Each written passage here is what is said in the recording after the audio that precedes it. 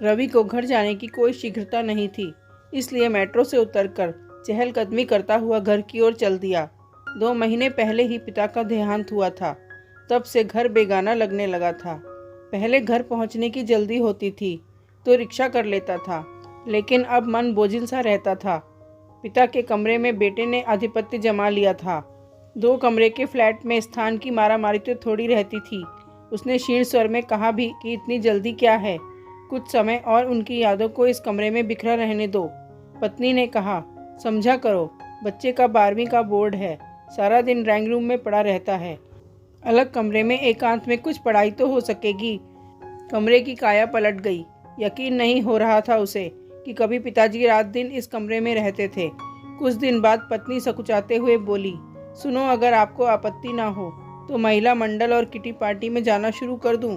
कई साल से पिताजी बीमार थे, इसलिए कोई सामाजिक दायरा नहीं बढ़ाया।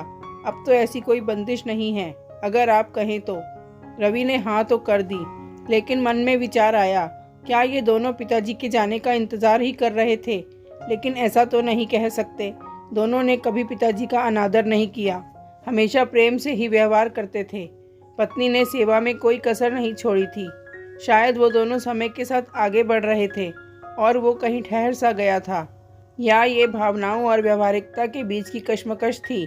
उसको लगता उन दोनों का पिताजी से इतना करीब का रिश्ता नहीं था जितना उसका था। चलते हुए रवि को महसूस हुआ कि सामने जो बुजुर्ग चल रहे हैं वो उसके पिता से मिलती जुलती कद काठी के हैं।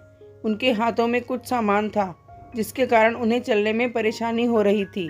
रवि उनके पास जाकर बोला, सामान मुझे दे दीजिए, मैं आपको छोड़ आता हूँ।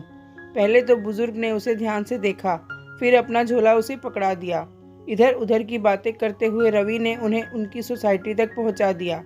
उसकी सोसाइटी के सामने ही थी।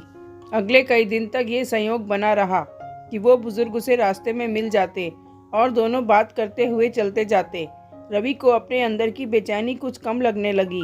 बुजुर्ग महाशय का बेटा विदेश में बस गया था और पत्नी का 1 साल पहले देहांत हो चुका था। एक दिन रवि को ऑफिस में देर हो गई।